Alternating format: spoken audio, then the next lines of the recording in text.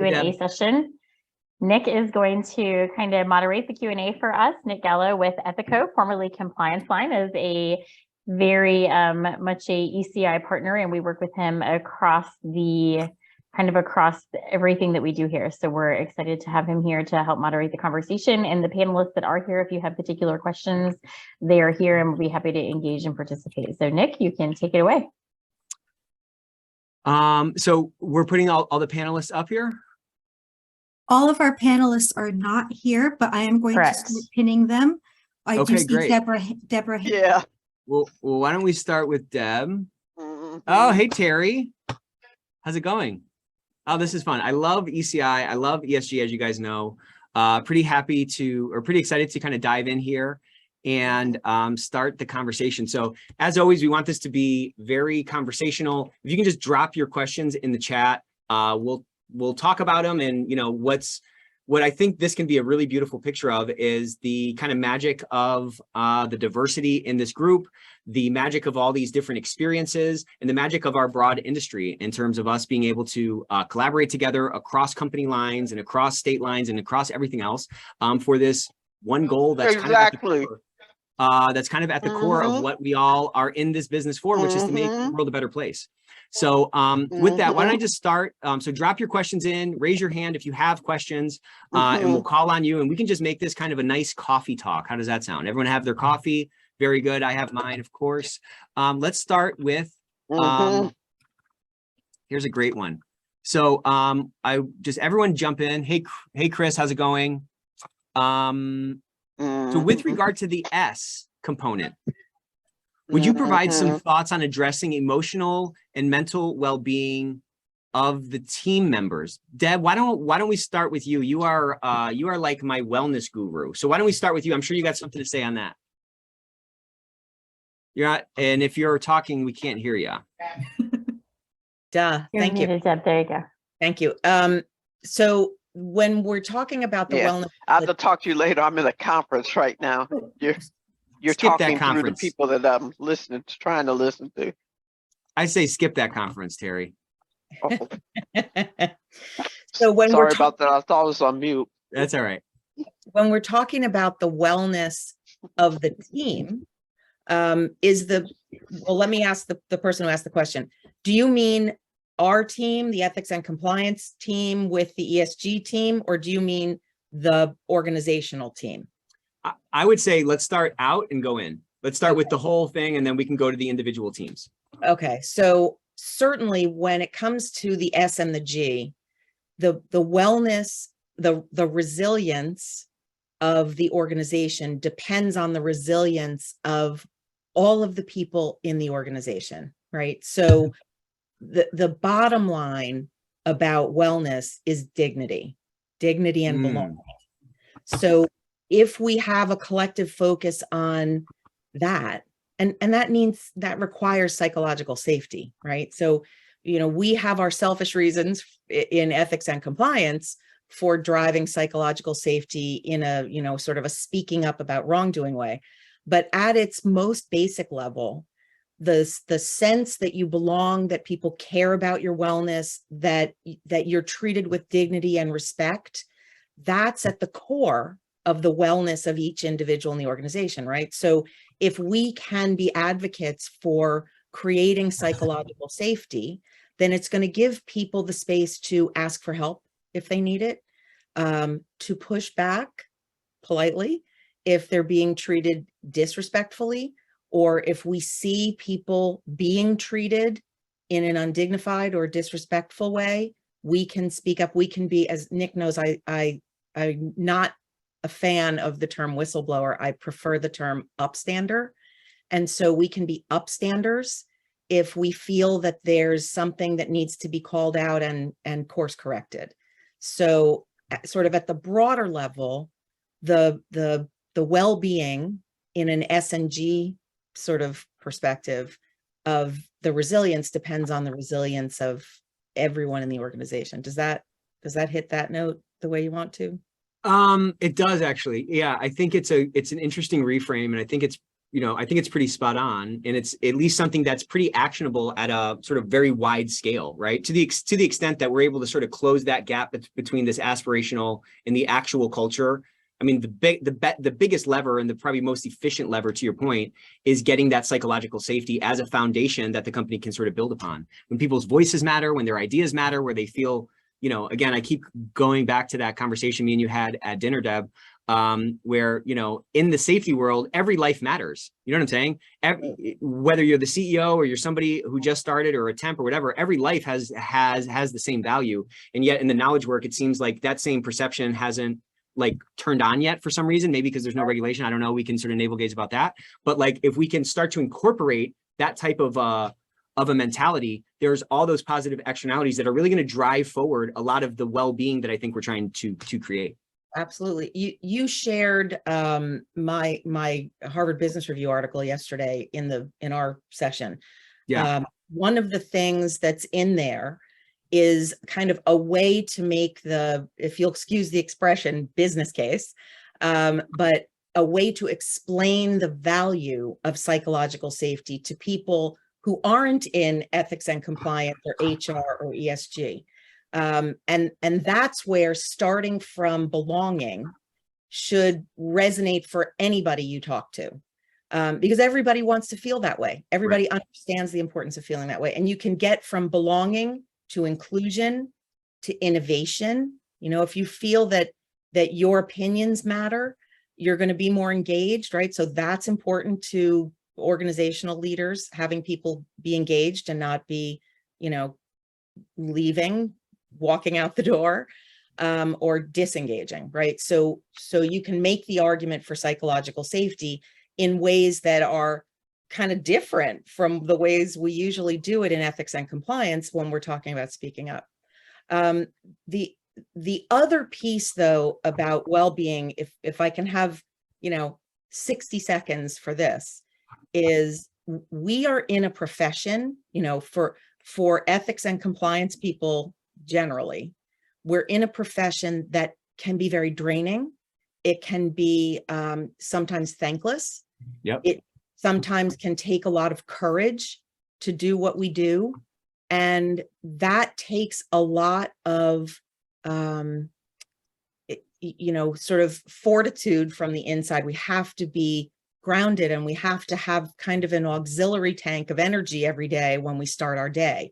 Right. And so I can speak from personal experience about how burnout can take us down. And we've done sessions on burnout with clients and with other associations that, I'm happy to do. Maybe Alyssa, maybe you and Nick and I can talk about doing this. It's really important that we have each other's backs about our well-being as individuals in this profession, because it can be a lonely job, but it can also be a way to be the spokesperson for well-being and for addressing burnout, preventing burnout before it happens. I think there's great value in focusing on that as ethics and compliance professionals, because it makes our work more effective.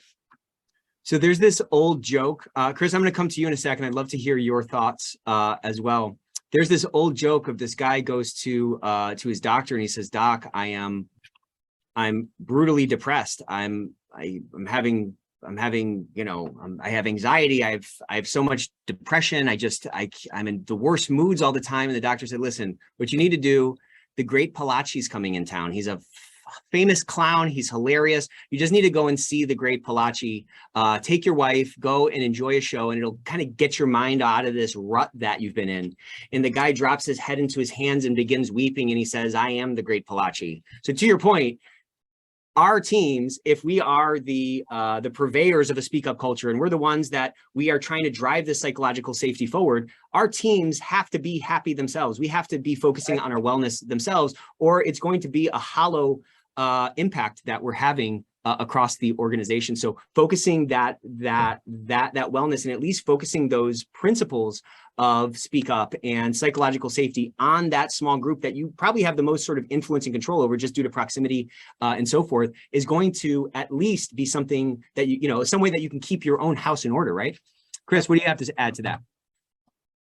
Yeah, so first let me say that, this question came up and we did discuss it in the previous session, but the context is a little different as you put it. And Deborah, I mean, awesome. That psychological safety, that's just a great way to articulate it. But I do think you have a point. Walking the walk. We have to demonstrate it for the organization. And, as the speak up culture is, develops from the broader culture in your organization, and what and the values that you've established or that you're committing to. And, ESG, I said it in the previous session, ethics and compliance, we're the guardians of values and integrity for the organization. So, in that sense, we have to definitely be deliberate in demonstrating and communicating when these issues happen. This is, we're pushing a little too hard right now, but I've got to create the environment for somebody to actually be willing to say that we're pushing too hard right now. Exactly. And we have to be extremely deliberate and asking, it's a reach for until it's a I'm gonna start giving. Because if I'm reaching for it, and that that presents that shows that we're open and we want this information, it'll eventually turn into I'm gonna give you this information. I'm gonna tell you, what's going on. And that's that speak up that now there's a system, the culture is really, has really embedded itself that everyone has a voice and everyone feels like they're gonna be heard, and is gonna happen. So yeah, I mean, hard to build on to what you said, Deborah, but I would say, yeah, the big thing is, yeah, we're the front line of it. So let's show them how it's done. And Chris, I'm going to say this because I'm a lawyer, recovering. For those of us who are lawyers, we're not always the easiest people to work for. Partly because we're problem solvers and we see something and we want to fix it, and maybe we get sort of like a steamroller about. I laugh because I'm married to one. Okay, well, so you know what I'm saying, right? So sometimes we have to be quiet as a manager or as a leader and let people speak about what they're feeling and what they're dealing with. And as a manager of others, we have to develop an emotional literacy to be able to identify when people are trying to tell us something or are feeling a certain way. We can see it on their faces or in their body language or just in their behavior generally. And we have to slow down enough to see what somebody's presenting without assuming we know what the problem is and fixing it. So that was a nice way of saying there are also people who are just really difficult to work for in this profession. And they're called lawyers, you're saying? And not all of them are lawyers. A lot of them might be lawyers. Got it. Not all of them are lawyers. And to Chris's point, we have to walk the talk. Yep. So if we get a reputation for being somebody who doesn't listen, or somebody who pushes too hard, or expects people to answer emails in the middle of the night or on the weekends or whatever, that reputation is not the example we want to set. Chris, something you said really kind of stuck with me. And it's like, you're like, I have to go and get that from people. I have to go and pull that from people until they're comfortable enough to know that, like, it's kind of the frozen lake problem where, like, this lake looks frozen and, like, there's not a lot of upside to walking on a lake that's not all the way frozen through, you know what I'm saying? So you have to kind of prove to them that this is safe. You can build your little hutch on it and we can go fishing in this lake together, but you have to pull them out through that. And, you know, that's so much easier, quote unquote, I guess, on a person to person basis. And I think, you know, on a corporate level, it's like there's some kind of mistranslation of it. Like something just kind of falls apart. And like, I'm kind of guilty of this because I mean, we sell awareness materials, you know what I'm saying? So it's like, yeah, put up a poster and then you'll get the calls. Like it's not going to happen. That faith that it's actually safe, that faith that they're not going to get retaliated against, or that faith that it's a safe place is the key to getting that to be a recurring flywheel that like Chris alluded to. But we have to pull that in. We have to pull that in and kind of, you know, blaze that trail across the field for them to know that, okay, this is a safe place to walk, you know? You know, one of the things that we get from a lot of the leadership gurus is leaders go first, leaders eat last, but leaders go first when it comes to sharing vulnerability. And so, you know, for anybody who's a fan of Brené Brown, Simon Sinek, you know, the idea that we do the hard thing first is what opens the door for others. So if I were to start my weekly team meetings with you know, let's go around and talk about, Nick knows that I do a lot of stuff in emotional literacy, right? So if I were to start a team meeting and say, give me an emotion you're feeling right now, and just go around the room like that, I'm not going to necessarily get everybody's true feelings. If I go first and say, you know, I'm feeling, and it may not be and this is the other thing is, what are you feeling is not necessarily an emotion, right? I'm feeling exhausted. Okay, that's not an emotion, but overwhelmed, you know, frustrated, angry, you know, whatever it is, if I go first, it's much more likely that someone else will show a little bit of their vulnerability. Correct. And we can have a real conversation. Yeah. And you don't need to do that 30 times for people's guards to drop. You know what I'm saying? Exactly.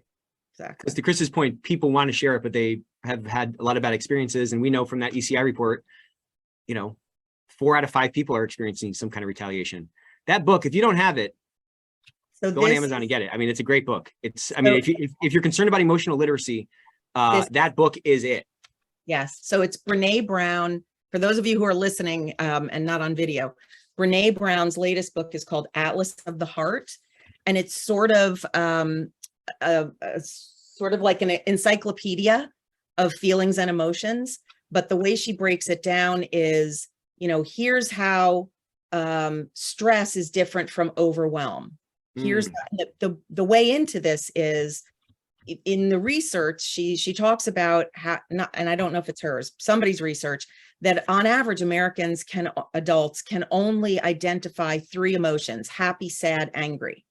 Well, if we can only identify 3, we can't see them in others. We can't describe our feelings. And so what she does is goes through, I don't know, 60 or 70 of them in Atlas of the Heart, and distinguishes how people behave when they're feeling this versus feeling that. So I mean, there's almost infinite colors. I mean, the corollary to this thing is kind of interesting. There's almost infinite colors, but there's 3 kind of primary colors. And if you can only articulate any color in red, yellow, or blue, then you're going to have a hard time communicating the color of a thing or whatever. Anything to add to that, Chris? I would only add that I just love the idea of that moment, that taking that time to offer the opportunity.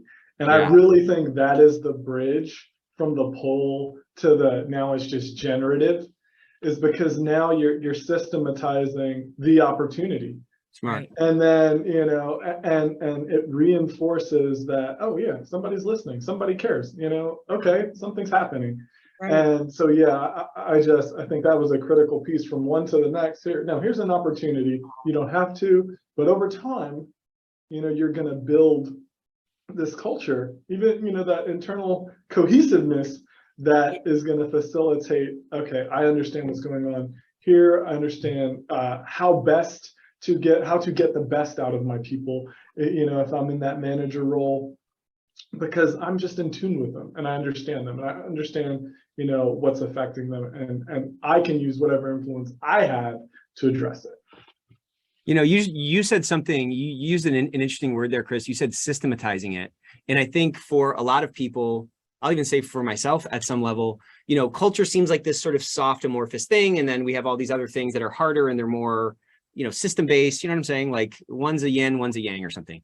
But when we recognize that our culture is just the sort of sum total of values, beliefs, behaviors, and like rituals, that last one is easy to systematize. And that last one can lead to a lot of the first three that I mentioned. It puts some structure around this amorphous thing and gives us some like, I don't know, some like handles to start like playing with it a little bit more and influencing it a little bit more. I mean, imagine though, if every single team meeting, to, you know, Deb and Chris's point, we started with that kind of a thing 4 or 5 minutes. It's not going to take 5 years for that thing to start trickling out, and that exhibition by the leader to say, hey, I'm going to be vulnerable first, or I'm going to share those things. And like, if you think that what we're talking about is like, you know, silly, well, it's not. So this is in a knowledge work economy. I mean, this is what it's all about, right? We have to get the best out of the people that are not forced to come to our workplaces every day, that are willing to jump the fence into the other side of, you know, to the other greener pasture.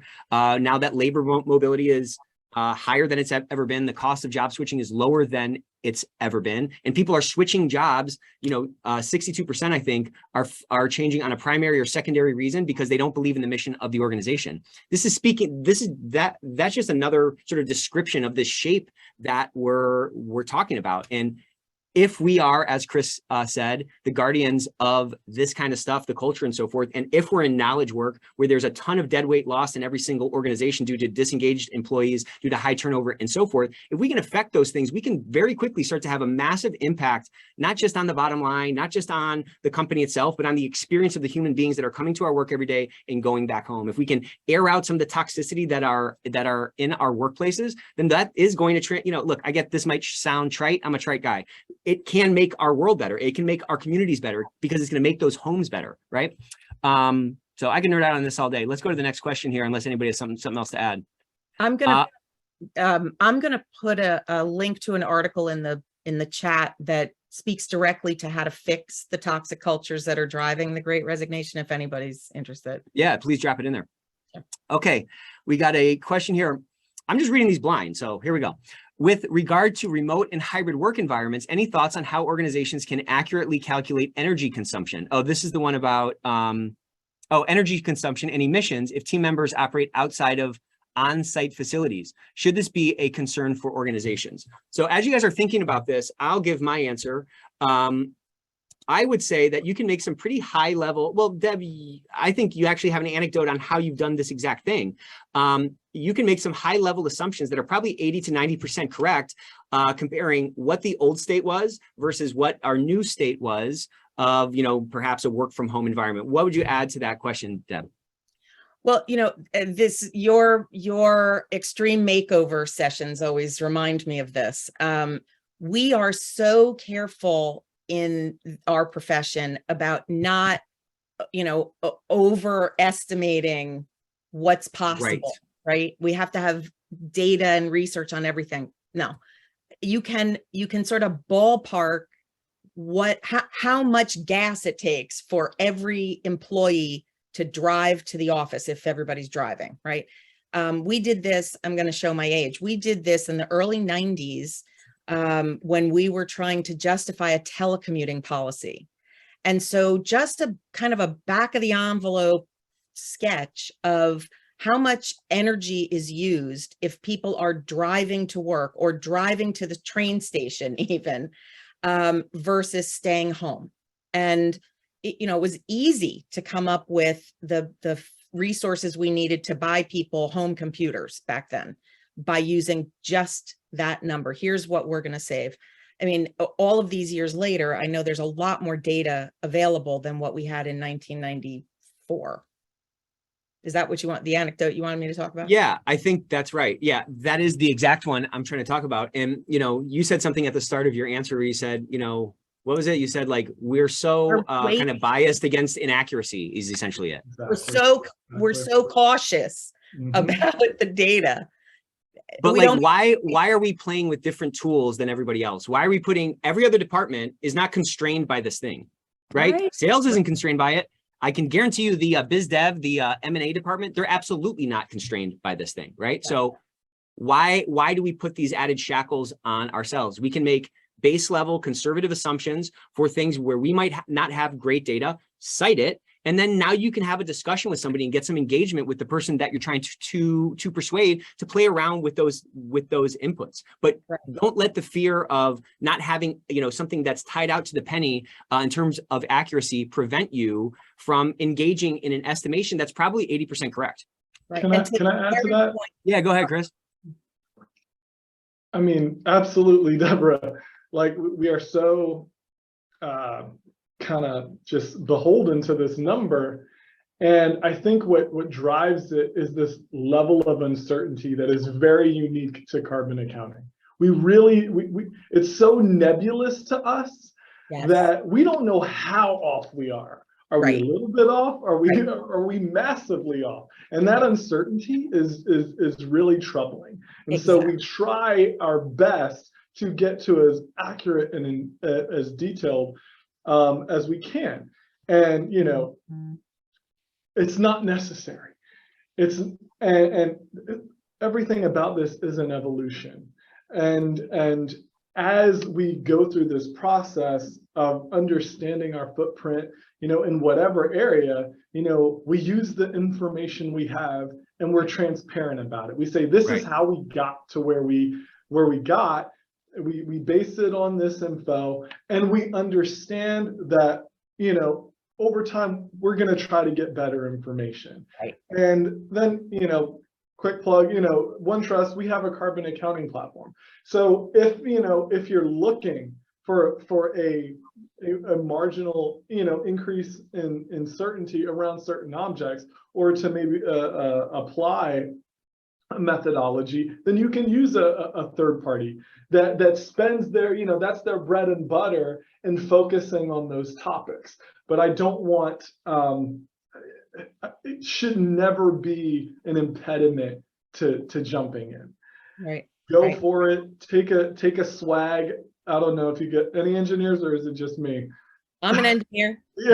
So a scientific wild ass guess. That's what we used to call it when we were but with the understanding that I'm gonna be upfront about it, and over time I'm gonna get better as the systems improve, because this is all new for a lot of us. Yeah, I'll come back to you if my assumptions were incorrect and I need to tweak the numbers or whatever. Right. And to Terry's point in the chat, I think, Terry, you were saying that what I was using, the back of the envelope, can also be used to talk about emissions reduction by having people working from home. And that I kind of jumped over that. I was an environmental lawyer, part of a team making that argument in-house about emissions reduction, because we wanted to put it into what was then our sustainability report. What we were getting from business people was something a little more polite than who cares. And so what we were saying was, yeah, but if you have people working from home, the 3 hours that they were commuting can now be productive hours. Oh, but I can't buy home computers for everybody. Boom, here, now we can show you what's being saved. So yes, Terry's absolutely right. You can use data like this in Chris's system or on the back of the envelope to justify your program. Yeah, for sure. I just can't kind of stress that enough. I mean, every consultant at Bain or McKinsey, that's like all they do. Okay, so they come in, they make some assumptions, and they come to an answer, and it's not going to be an 100% answer. But guess what? 100% answers don't exist anymore. We're not in third grade spelling class. Okay, so it's not possible to get an absolutely accurate answer. And like we've talked about in a couple sort of separate sessions, Deb, the people that we're talking to usually are comfortable with that variability, right? They want to know a largely accurate answer. They don't. So use that to your advantage and just get something going. As my dad used to say, if you wait for all the lights into town to turn green before you get off the porch, you're never going to leave your house. So you just got to get moving, and you got to start changing that a little bit. You got to start making some assumptions and moving it forward. And to Chris's point, you can refine that over time. You can find a data source. And I think this, I'm gonna ask this next question, and I'd love the individual who asked it to let me know in the chat if we've answered it or not. But go to a source and refine that over time. You're not going to be totally, totally wrong, right? Hey, Bemi, how are you? How you doing? Welcome. I was trying to hide my way, but yeah. You can't hide. There's no hiding here. This is an ESG forum. There's no hiding allowed. I'd love to give you the floor for a couple minutes to share a little bit about that psychological safety discussion in terms of like the well-being, if you have anything to add here, or even this last question that we touched on, which was about kind of using assumptions even in a world without perfect data. Yeah. So, I mean, I love all the points that were made about, psychological safety. And that's something that we in our team, we're very big on, right? We are lawyers, we are compliance folks. Everyone thinks we're the police, scared of us. But, if you show you're human and humanize the process, people will become more comfortable coming to you, lead by example, as has been said.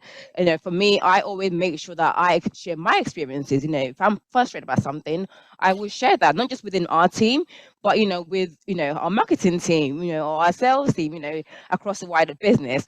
And that does open the floodgate of people saying, actually, you know what, I didn't want to say this, but I agree with you. And similarly, in how we deal with the speak up process is you can go to obviously our speak up line, or you can actually just, drop me a Teams message, right? And I can talk through issues with you. Right. And what I will then do is I'll say, look, this is between you and me confidentially. However, if you're okay with it, I can share this, on a confidential basis with leadership team. So they know actually our people are feeling this way. And what I found is that makes people more comfortable, Right. actually just being very frank and say, look, even though you are compliance, your ethics, I trust you with my thoughts. I trust you to be, be human and treat me like an equal and not just hide things, and I've done that as well in terms of our, in my old company, we had our ethics ambassadors who were like our champions for the wider organization. And every quarter, we would share our stats on our speak up, on how we're progressing with, due diligence processes. Obviously you are hiding confidential information, when disclosing that, but showing that makes them feel more engaged. And they will then go back and, speak on your behalf and champion you to their teams and say, look, EC are not just there to tick a box. They really believe in doing the right thing, and the values that the company says are there. And so I think that's a great way to kind of just, really involve the wider business in the compliance and ethics process. As you were saying that, it kind of struck something for me because I saw this other question about, material. This is from Jessica. Thanks for your question, Jessica. Where can I find some material regarding psychological safety to share with our exec team? Absolutely. We need to give data. We need to give logic. We need to, at the end of the day, I think our entire job is persuasion. Our entire job is influence and driving human behavior, right? To do something different than what they're doing now, or make sure they keep doing what we want them to do, right? That's the job. We do that with a bunch of different ways and a bunch of different tools, but I think a tool that we don't really use as well, especially as we go up, is ourselves, right? Like the best material that I can use to show and exhibit psychological safety is me.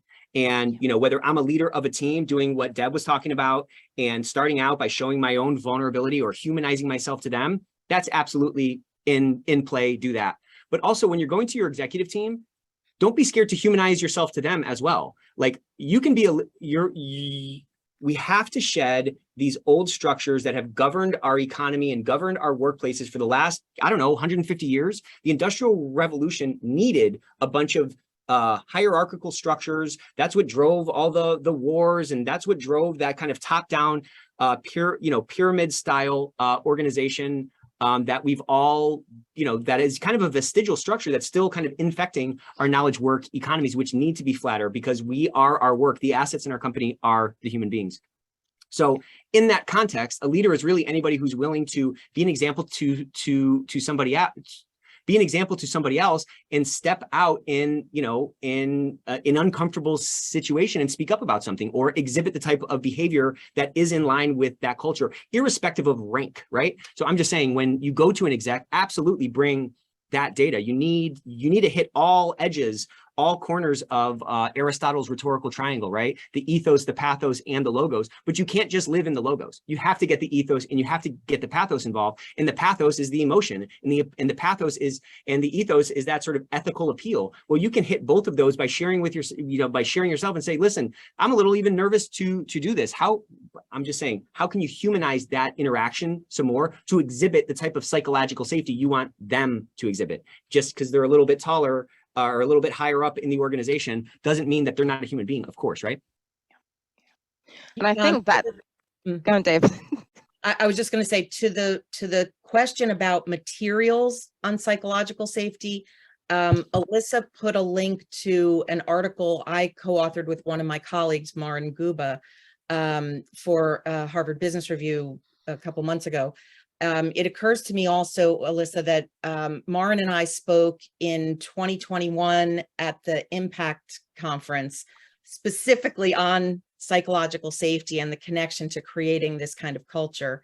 If I can find the deck and post it if that's useful, but there were specific books and authors that we talked about. So for, it was Jessica, right, who asked, yes, if you Google Amy Edmondson, Edmonson,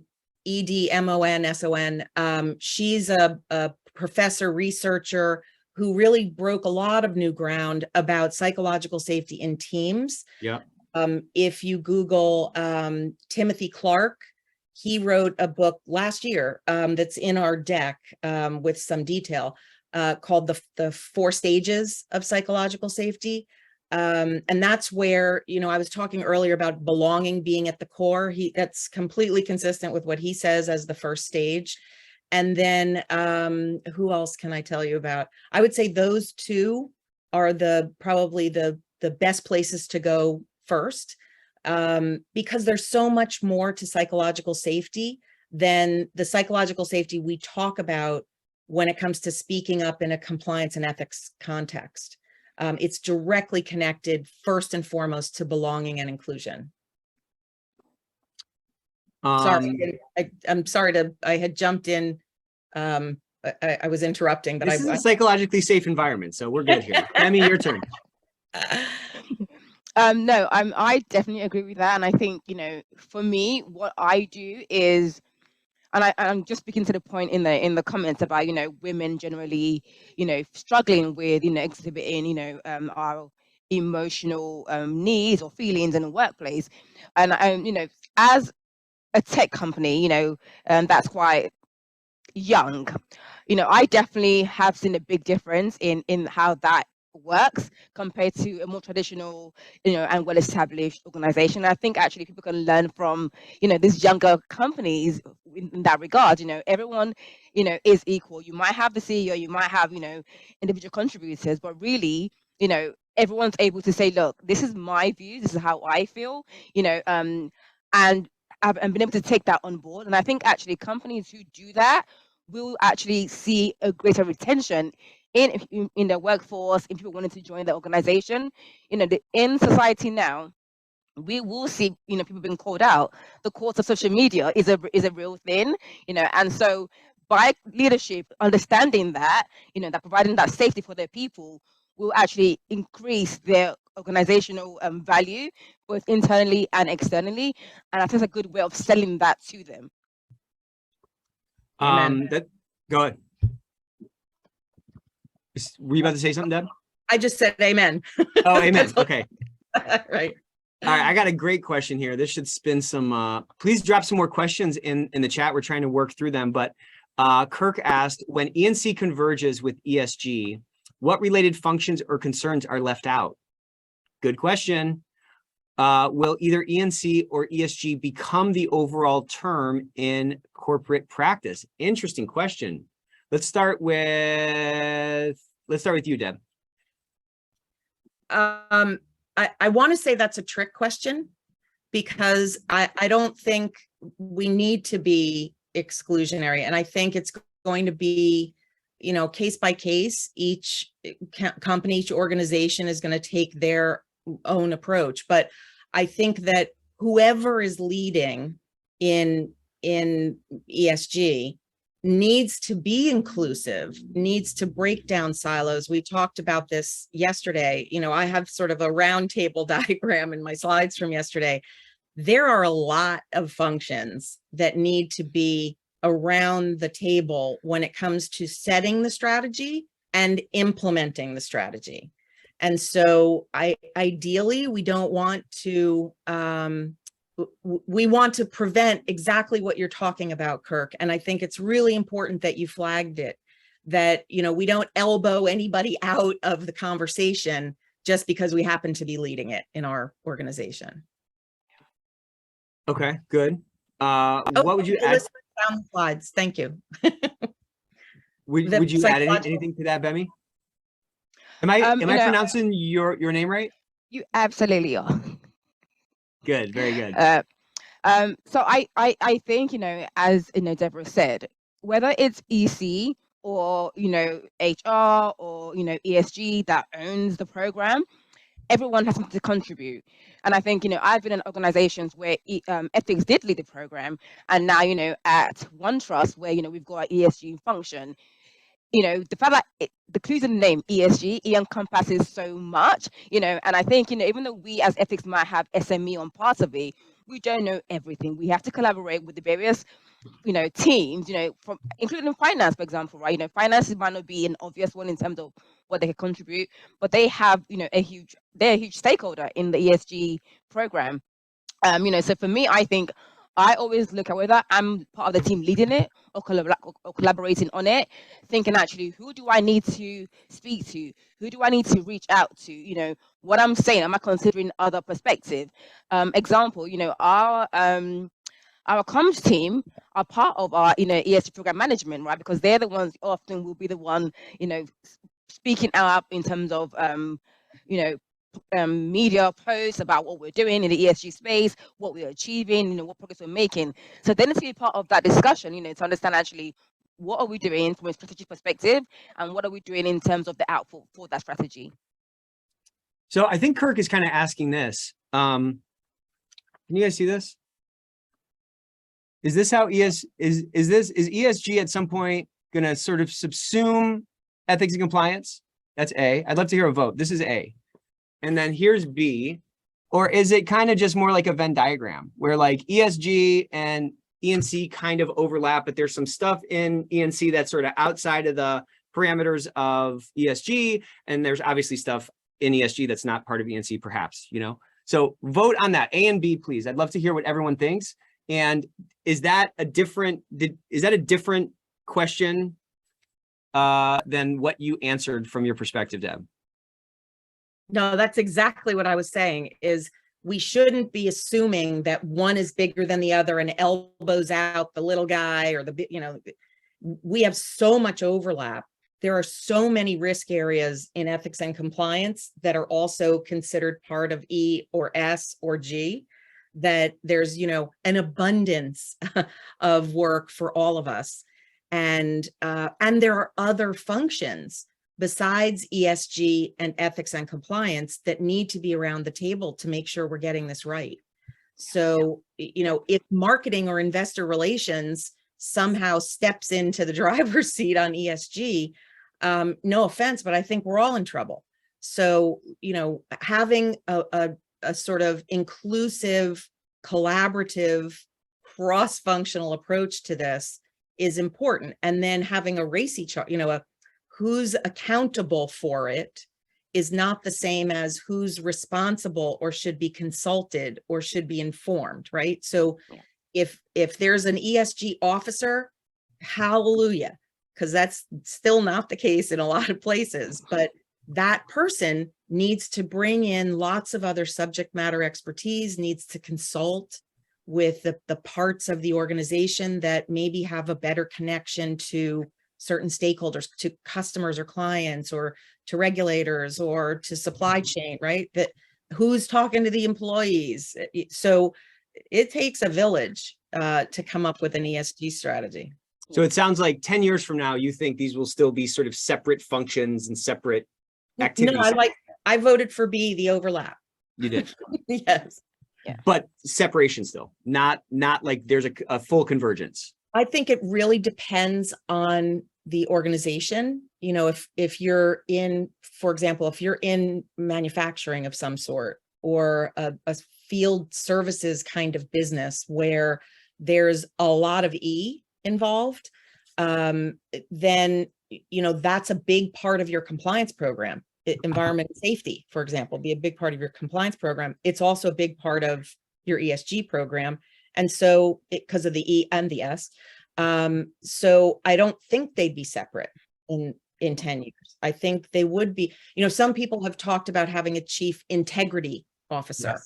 Yes. I think that's the kind of C-suite role, if it were a C-suite role, that both of these functions could live under, if that were the case. But I see them as, you know, sort of twins. Okay. Twins with maybe a little tape down the middle of the room or something. Yeah. Go ahead, Bemi. Yeah. Well, I'm the mother of twins, so it's always a good connotation, but yeah. I was gonna say, this reminds me of, like, you know, third-party due diligence, right? Where, you know, ethics cares about it. So does privacy, so does, you know, InfoSec, so does procurement, right? You know, and so every company, you know, handles it differently, but ultimately you cannot be successful in your PDD process or management without that collaboration. And I think ESG is the same. Good point. Great. So Terry, my friend Terry had a great question. Speaking of psychological safety and speak up, has anyone noticed employees expressing hesitancy to voice their opinions or speak up in light of this cancel culture? What do you think ESG and ECO pros can do to address this perhaps latent concern or maybe explicit concern? Who wants to start with that? Always grounded in the values.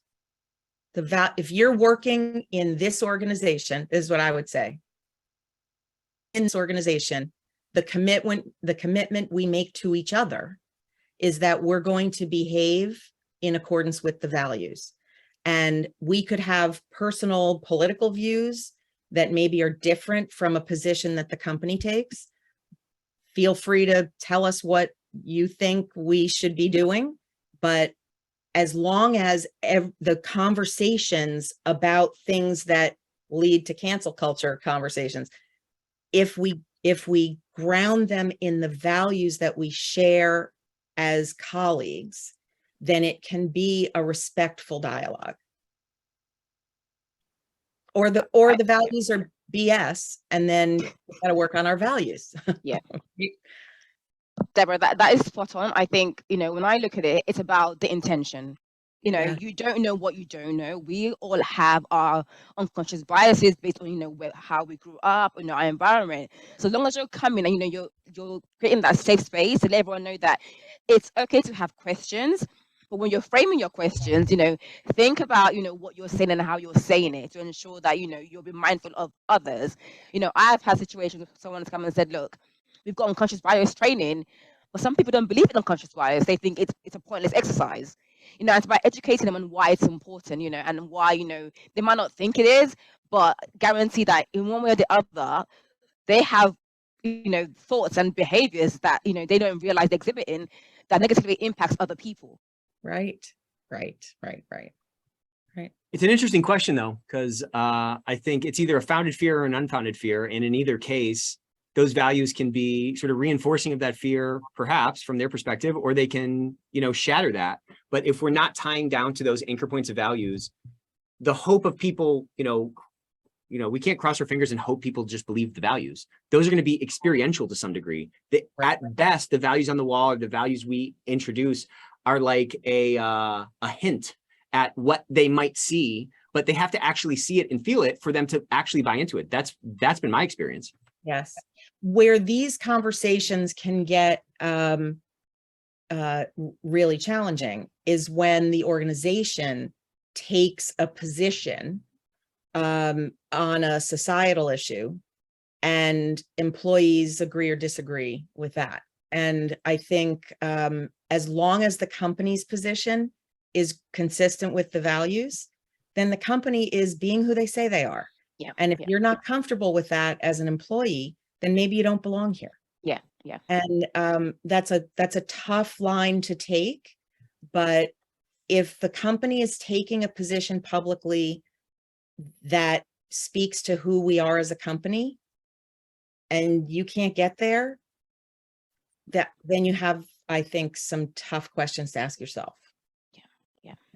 Here's and one. I've actually Go ahead. No, I was going to say, I've actually seen that exact scenario play out in an organization. I think it was around, Pride Week, and an email came out around some of the activities we had done. And they said, well, this doesn't align with my own personal culture and my values, and what I believe in.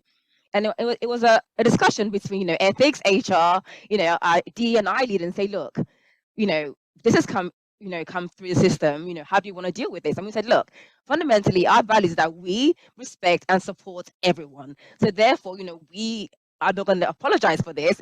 It's up to them to decide if they are on board or they're not. Right. And look, that the latest Edelman Trust Barometer showed us that once again, companies are held in much higher regard trust-wise than, say, governments. And so we expect companies now, today, different from maybe 30 years ago, but we expect companies to take positions on difficult issues and to ground them in their values. And we've seen companies do it. These are difficult business decisions. We saw it with companies that decided not to sell cigarettes. Companies decided not to sell guns. Disney in the thorny situation around Don't Say Gay in Florida, but they decided to take a stand that was consistent with their values and respected their employees. And I think it took them a little while to get there, but I think that's the best way to deal with these sort of cancel culture kinds of discussions. The best example of that, Deborah, that I recently saw was around, the abortion rights in the US, right?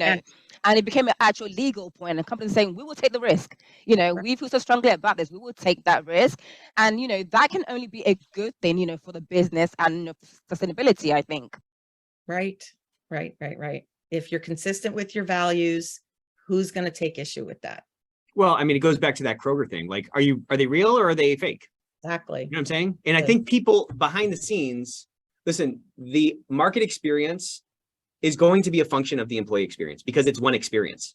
It's one experience with the company. And I say this all the time, that the external brand and the internal brand are different sides of the same surface, and if it's inauthentic, if it's actually inauthentic, well, that is going to make its way out to the marketplace. It just is. So find something that you can be authentically behind. That's the safest bet to be, and let the chips fall where they may, which you have a lot more budget for in terms of time if you're taking that long-term focus, or if leadership is, or whatever. Right. I got a great question here. Do you conduct role-playing exercises in team building? And if so, what's the best practice to really drive more sharing and empathy building? Great questions. Absolutely. Great discussion this is. Thanks for everyone's participation. We find that role-playing is one of the best ways to get people to try on something that maybe they didn't think they could do. So if, for example, you need a manager to be the one who shares their vulnerability first, right? I can say that in training. That doesn't mean a manager is going to feel comfortable doing it. But if instead we create an experiential learning workshop where that manager plays someone who does it. So it's not me, Joe Smith, sharing my feelings. I'm playing a character in a fictional company whose character description says they wear their heart on their sleeve. Oh, now we can do this with a little bit of humor, right? So now Joe isn't Joe. Joe is like, Terry, the heart on his sleeve guy, and he can try it on without being Joe. So it's a good hack. Well, it's a lot more work, but the upfront work to set it up that way, but the payoff is enormous when people can try something on in a fictional setting. Yeah, it's a great question. Thank you for. I got another one from Jessica. Thank you for sharing this, Jessica. This is a great one. This may run over a minute, and I'm happy to let that happen, although I'm not in charge here. So I would like to note that mine and a majority of female professionals really struggle with exhibiting emotions in professional settings due to age-old discriminations. So a lot of what I'm talking about might not play well due to founded or unfounded, frankly, biases that folks are assuming are in play or that are actually in play. And, maybe some of that advice I gave was bad in those kinds of settings. How would you answer that, Deb? And then we can go to you, Bemi. Okay, so first of all, I'm clearly a lot older than you are because having grown up in those environments, but now being on the other side of menopause, being estrogen free makes it much easier to not really give a flying, flying hoot. Yeah. Okay. So menopause is the answer. Think, right? Yes. But if I were still in my, 30s or 40s and trying to be more circumspect because I was concerned about what other people thought, I would phrase my feelings. If I needed to express my feelings about a microaggression or about feeling excluded from something or being upset about something that happened in a meeting, let's say, the way I tried to do it was couching it as could you help me understand? Or could I ask your help in sorting through something I'm feeling? So it's not a direct, I'm feeling stepped on. It's I need your help to sort through this. So you sound more like a scientist, you sound more like Margaret Mead or what's her name with the apes, right? Jane Goodall. Thank you, Jane Goodall. Invite me to your trivia, team. That's good. But do you know what I'm saying? It's and this is where mindfulness training also has helped me over the years. Take a breath between, so you're not reacting, you are responding to some stimulus, right? And in that space, you can say, wow, I just really want to knock their head off. Yeah. That might not be the best way to respond. Let me ask them for help. Have you ever asked someone for help and then they rejected it? I can't think of a time, but yeah, that's right. That's the advice I would give. Ask for help. And that's like a very biologically wired thing. That's why possums, play dead, right? Like if somebody's asking for help, the natural human tendency, unless you're dealing with an absolute full-on psychopath, is not to kick you when you're down, right? So that's one piece. Right. And the thing that I would add to this is from research from FBI negotiators, hostage negotiators. There is a magic word, and that word is seems. So it seems like X, Y, and Z. I'm not saying it's that. I'm just saying it seems that way. And that, when folded into what Deb just said, I think is a really effective way to find some kind of a forum to process this thing, because it's something that a lot of us struggle with. I struggle with it. I struggle with that thing as well. That's really good. Well, we are right at time. Anybody have anything else to add? I appreciate the speakers for jumping on. I appreciate the questions. We have a lot more here that we weren't even able to get to, but that's how that's how these kind of wrap-ups go sometimes. So I'll pass it back to Nadine and Alyssa. Round of applause for all the speakers. You guys have been phenomenal. Appreciate all the insights. Thank you, everyone, for coming. I hope you found these sessions to be valuable.